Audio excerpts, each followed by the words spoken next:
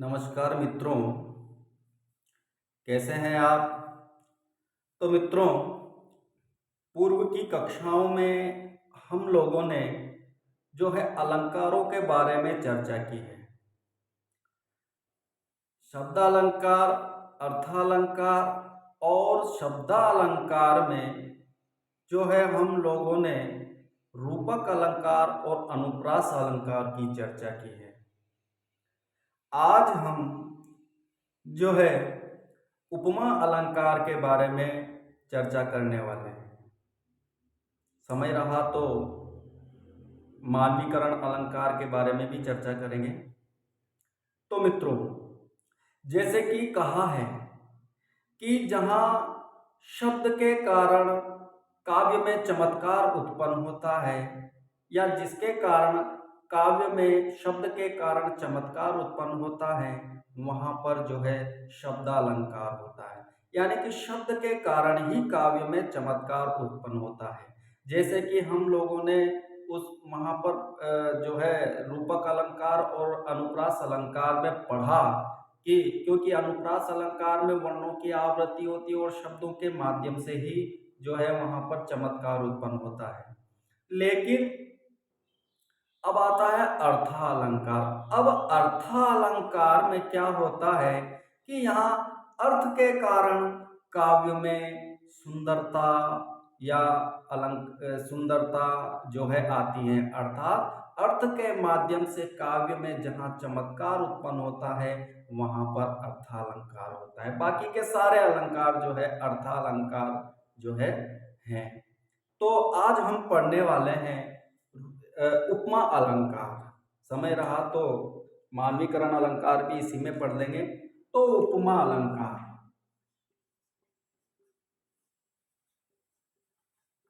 उपमा अलंकार। अब उपमा अलंकार किसे कहते हैं कि जब किसी वर्णित वस्तु जब किसी वर्णित वस्तु जब किसी वर्णित वस्तु की उसके किसी विशेष गुण जब किसी वर्णित वस्तु की उसके किसी विशेष गुण उसके किसी विशेष गुण क्रिया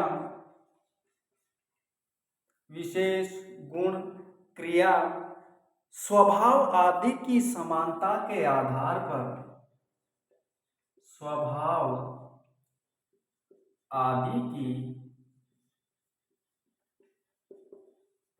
समानता के आधार पर स्वभाव आदि की समानता के आधार पर किसी अन्य वस्तु से समानता स्थापित की जाए, किसी अन्य वस्तु से समानता स्थापित की जाए, समानता स्थापित की जाए, वहां उपमा अलंकार होता है। वहां उपमा अलंकार होता है। वहां उपमा अलंकार होता है।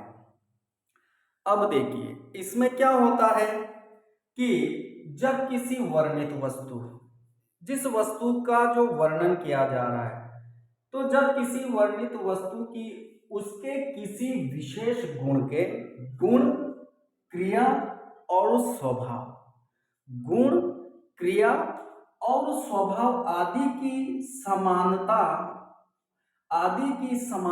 के आधार पर किसी अन्य वस्तु को जो है किसी अन्य वस्तु से समानता स्थापित की जाए, वहां उपमा अलंकार होता है।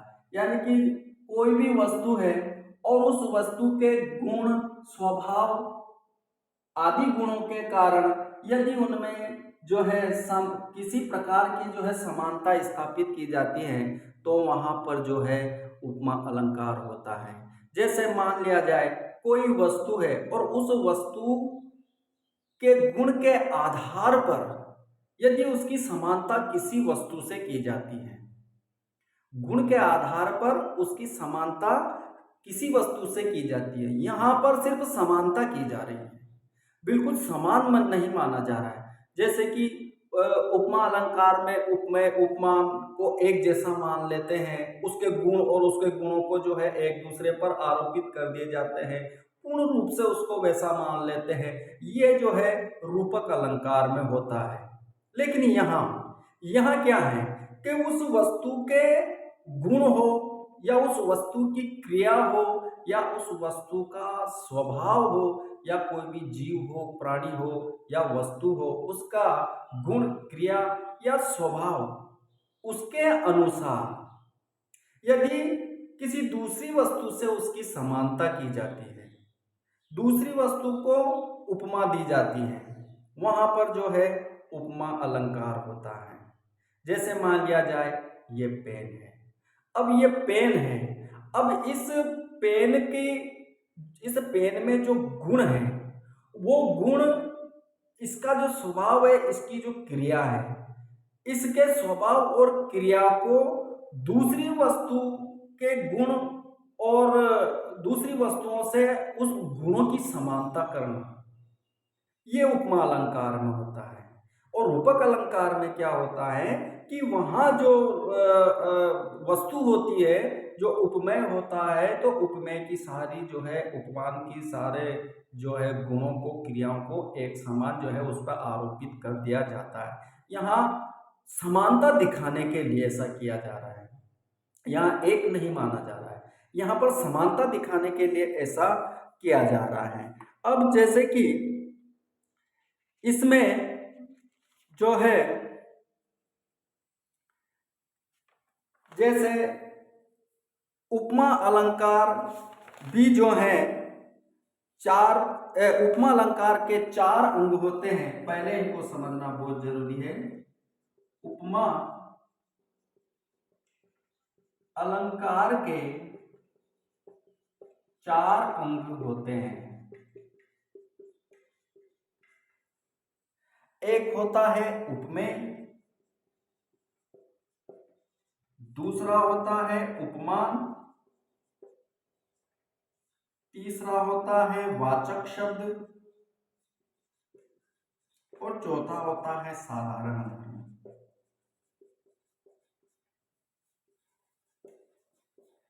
चौथा होता है साधारण धर्म। अब ये उपमेय उपमान तो मैंने रूपक अलंकार में भी बता दिए हैं कि उपमेय किसे कहते हैं, उपमान किसे कहते हैं। उपमेय किसे कहते हैं, जिस वस्तु की समानता की जा रही है या जिसकी समानता की जा रही है, जिसकी समानता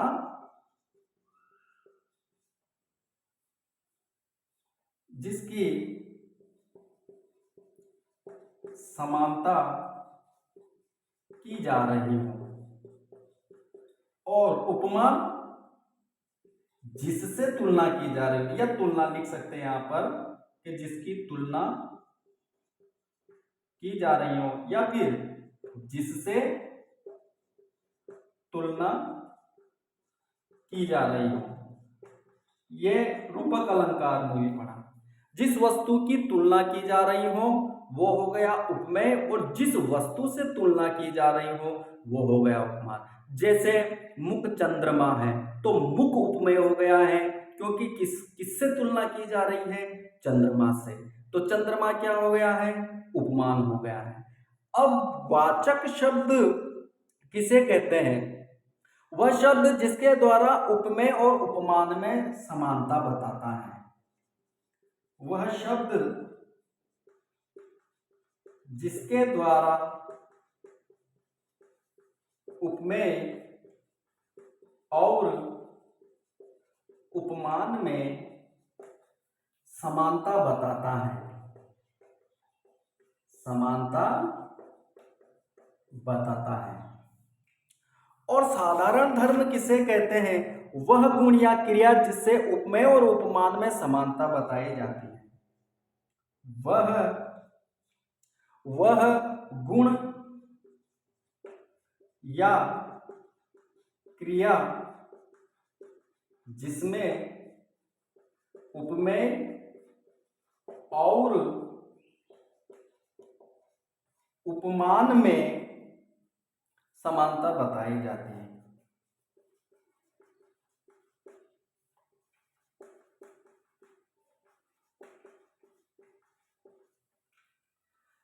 अब देखो यहां पर क्या होता है कि जब किसी वर्णित वस्तु, जिस वस्तु का वर्णन किया जा रहा हो, तो जो वर्णित वस्तु है उसके किसी विशेष गुण के कारण, उसमें जो भी गुण है, वो जो भी क्रिया कर रही है और जो भी उसका स्वभाव है, उस स्वभाव आदि के समानता के आधार पर किसी अन्य वस्तु से समानता स्थापित की जाए।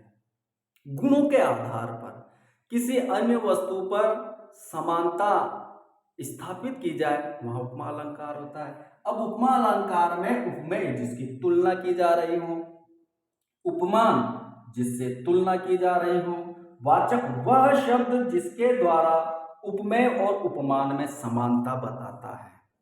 अब वो शब्द कौन सा है जो इन दोनों को बीच में उनके समानता के गुणों को बताता है। इन दोनों के बीच में जो उनके समानता के गुणों को बताता है। इसमें माना नहीं जा रहा है, इसमें सिर्फ गुणों को बताया जा रहा है। एक जैसा मान लेना ये तो रूपक अलंकार में है। तो अब इसमें जो बीच में जो शब्द इन दोनों के गुणों की समानता बताता है उन्हें वाचक शब्द कहते हैं। जैसे जैसे सा, सी, जैसा आदि शब्द ऐसे हैं जो उनके बीच में उनके गुणों की जो है समानता बताता है। अब साधारण धर्म क्या होता है कि वह गुण या क्रिया, अब गुण हो सकता है या क्रिया हो सकती है जिसमें उपमेय और उपमान में समानता बताई जाती है। अब क्या समानता बताई जा रही है, ये साधारण धर्म होता है कि उसके अंदर कौन सी समानता है। बीच में जो समानता बताने का काम करता है ये तो वाचक शब्द करता है, लेकिन वो समानता क्या है, वो गुण और वो क्रिया कौन सी है जिसके आधार पर ये समान दिखाई दे रहा है। जैसे मान लिया जाए कि दो व्यक्ति बीच में खड़े हैं। अब दो व्यक्ति के बीच में एक तीसरा व्यक्ति, दो व्यक्ति के बीच में एक तीसरा व्यक्ति खड़ा है। अब वो जो तीसरा व्यक्ति है तो इन दोनों का संबंध बताने वाला तो वो बीच का व्यक्ति है। इन दोनों की बातों को इधर उधर कह रहा है, इसकी को उसको कह रहा है, दोनों का वार्तालाप करवा रहा है, तो वो तो वाचक शब्द के रूप में जो है काम कर रहा है। लेकिन अब इन दोनों जो व्यक्ति खड़े हैं, इन दोनों व्यक्तियों में क्या गुण है, वो जो गुण होता है वो साधारण धर्म होता है। वो जो गुण होता है जैसे कि भाई वह कोमल है या वो सुंदर है या वो काला है या वो गोरा है या उसके जैसा सुंदर है या उसके जैसा काला है, तो ये सारे क्या है, ये साधारण जो है धर्म होते हैं। अब इसमें भी जो है उपमा अलंकार के दो प्रकार होते हैं।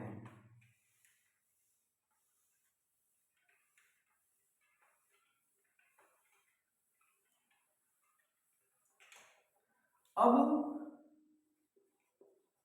उपमा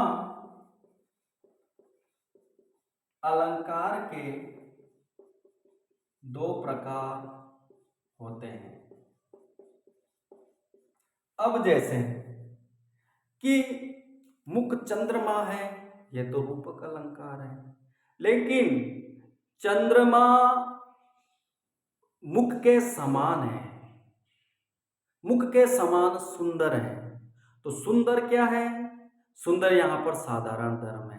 के समान, समान कैसा है? सा, से, सी, ये शब्द यदि समानता बताते हैं तो ये वाचक शब्द है। जैसे उपमा दी जा रही है कि मेरा बेटा चंद्रमा, मेरे बेटा चंद्रमा के समान है। अब वो चंद्रमा तो नहीं है, लेकिन जो गुण और क्रिया उसमें है, तो उस गुण और क्रिया के आधार पर जो है उसकी तुलना कर दी गई है। तुलना की जाती है इसमें गुण और आधार पर कि वो चंद्रमा तो हो नहीं सकता, लेकिन उसके समान उसमें जैसे गुण है, तो उस गुण के आधार पर चंद्रमा से तुलना कर दी जाती है। अब इसमें भी जो है एक पूर्णोपमा अलंकार होता है और एक ल्योप्तोमा अलंकार होता है। पूर्णोपमा अलंकार होता है और दूसरा होता है लोप्तोमा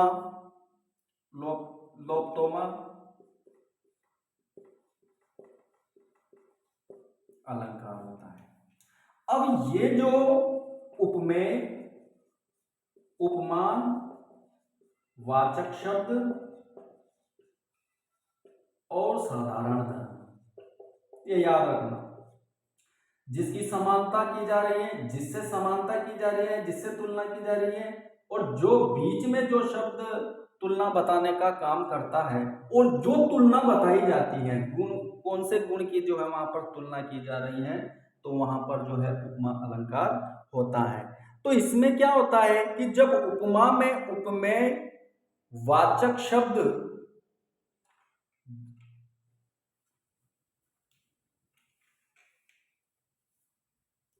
जब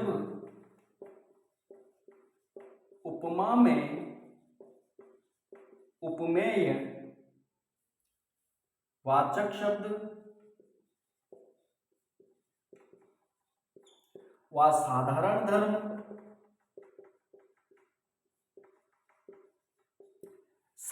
धर्म में चारों उपस्थित हों,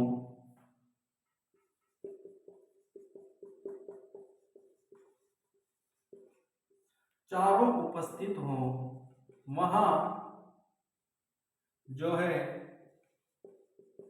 पूर्णोपमा अलंकार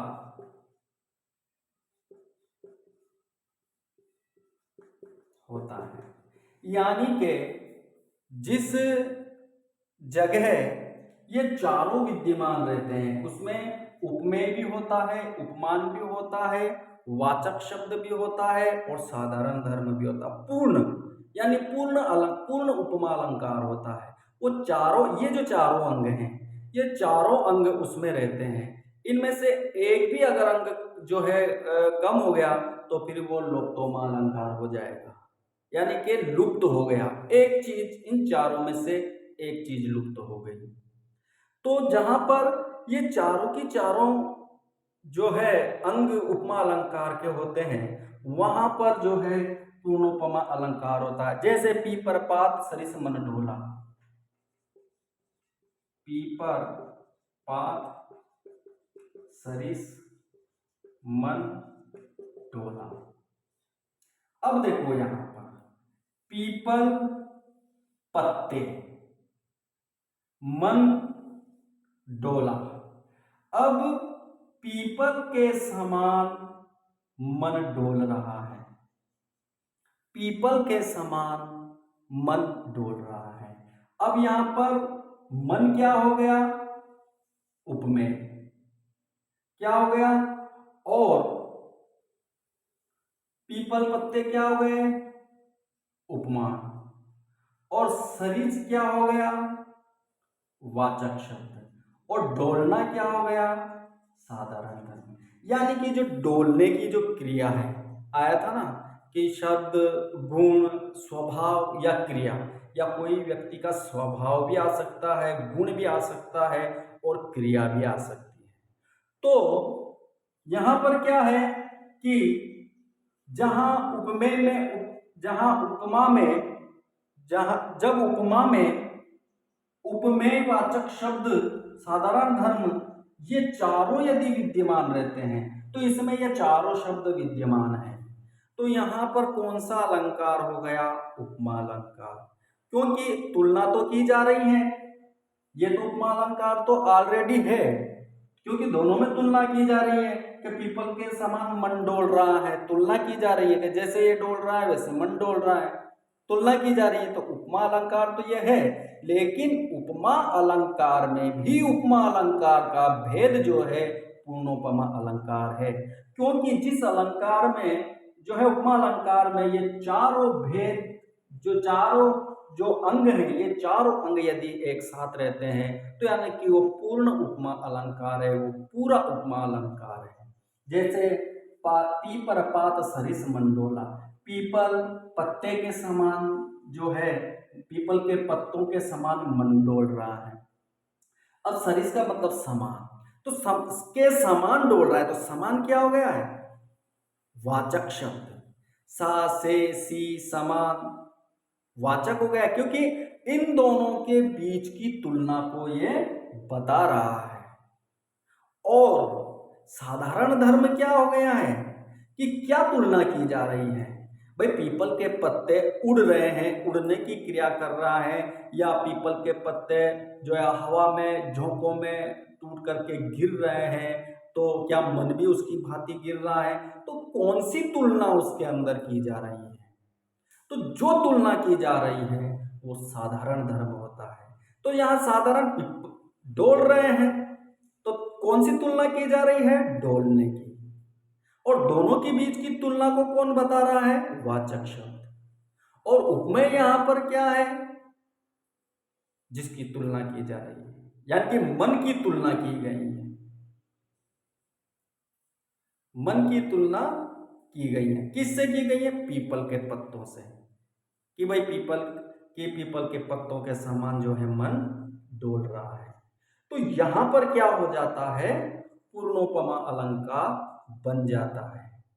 तो जहां कहीं भी इस प्रकार के चारों शब्द यदि वहां पर विद्यमान रहते हैं तो वहां पर पूर्णोपमा अलंकार होता है। एक उदाहरण और बनता है इसका कि उषा सुनहली तीर बरसाती, उषा सुनहली तीर बरसाती,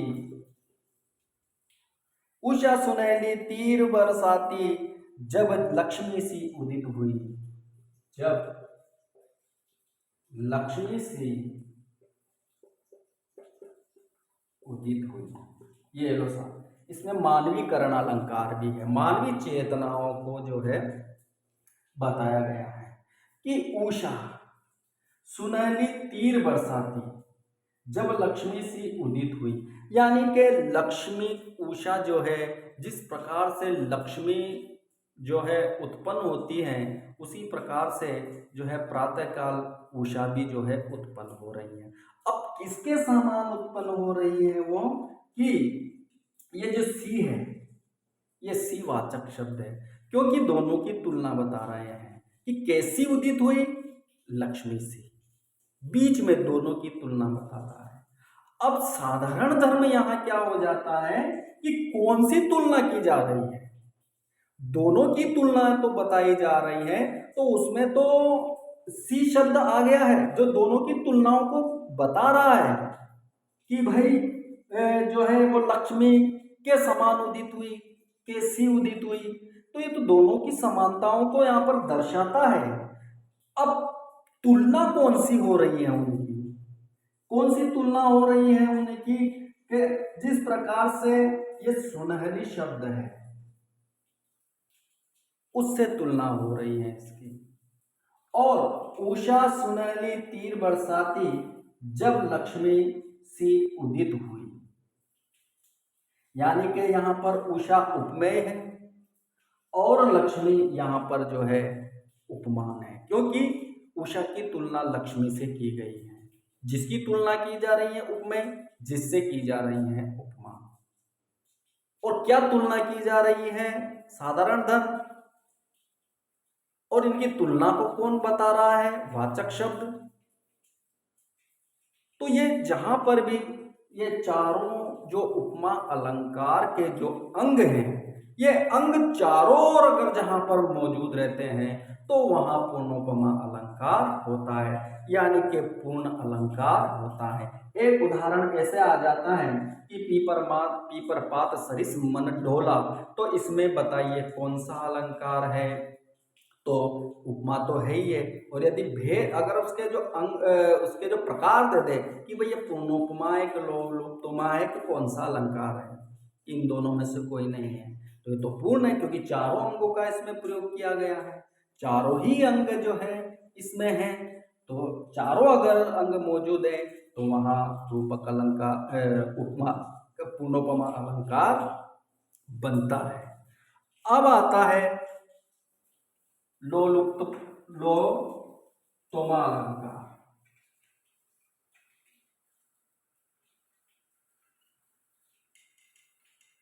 जब उपमा में उपमेय उपमानवाचक शब्द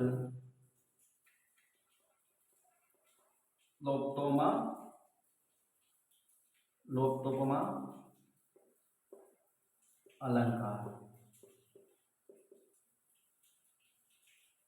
अब इसमें क्या होता है कि जब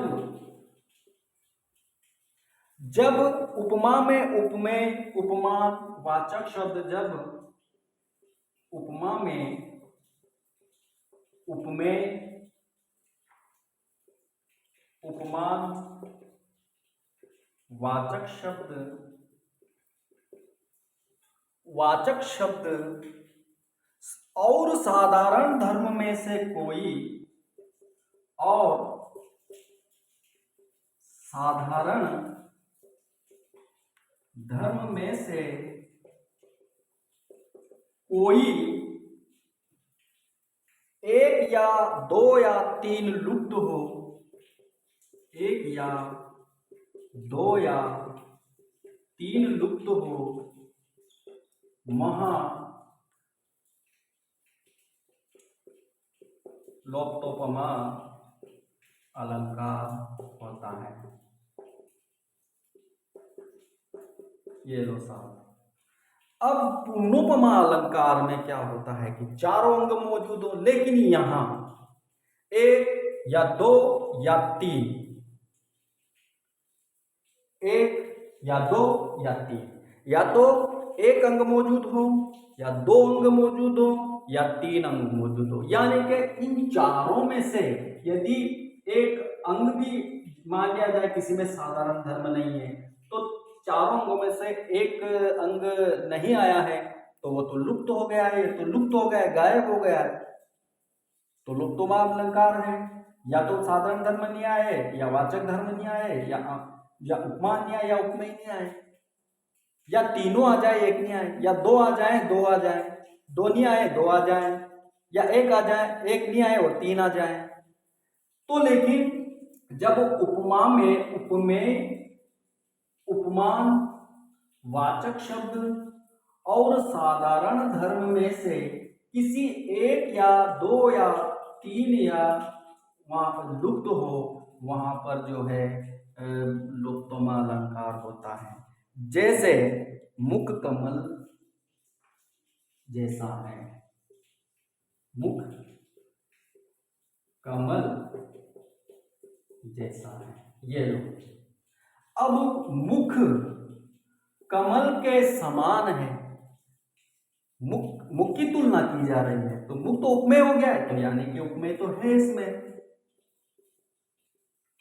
कमल के समान है, कमल के जैसा है, तो किससे तुलना की जा रही है? कमल से, तो यानी कि इसमें ये भी आ गया, उपमा भी आ गया, यानी कि दो अंग तो आ गए हैं। जैसा समानता भी बता रहा है, तो ये वाचक शब्द भी आ गया। लेकिन अब वो मुख जो है वो कौन से गुण को बता रहा है कि भाई वो सुंदर है कि वो काला है कि वो गोरा है, वो सुनहरा है, वो कौन से मुख की बात कर रहा है? भाई तुलना तो हो गई है कि उससे ज्यादा सुंदर तो है, उसके जैसा तो है, लेकिन कैसा है? अब यहां पर क्या होता है कि एक जो है साधारण धर्म यहां पर मौजूद नहीं है, यानी कि एक अंग यहां पर लुप्त है, तो यहां कौन सा अलंकार बन गया है? लोपतोमा अलंकार यहाँ पर जो है बन जाता है। क्योंकि यहाँ पर साधारण धर्म, भाई सुंदर जो शब्द है, अगर यहाँ ये आ जाता कि मुख कमल सा सुंदर है, तो मुख तो उपमेय आ जाता, कमल उपमेय आ जाता, उपमान आ जाता, सावाचक शब्द आ जाता और सुंदर साधारण धर्म आ जाता, तो ये तो पूर्ण हो गया, तो पूर्ण उपमा अलंकार हो गया। लेकिन इनमें से यदि कमल सा है, क्या है कमल सा, उपमेय मौजूद नहीं है, लोलुपता है। और यदि यहां पर मुख हटा दिया और सुंदर हटा दिया तो वाचक शब्द नहीं, साधारण धर्म नहीं है।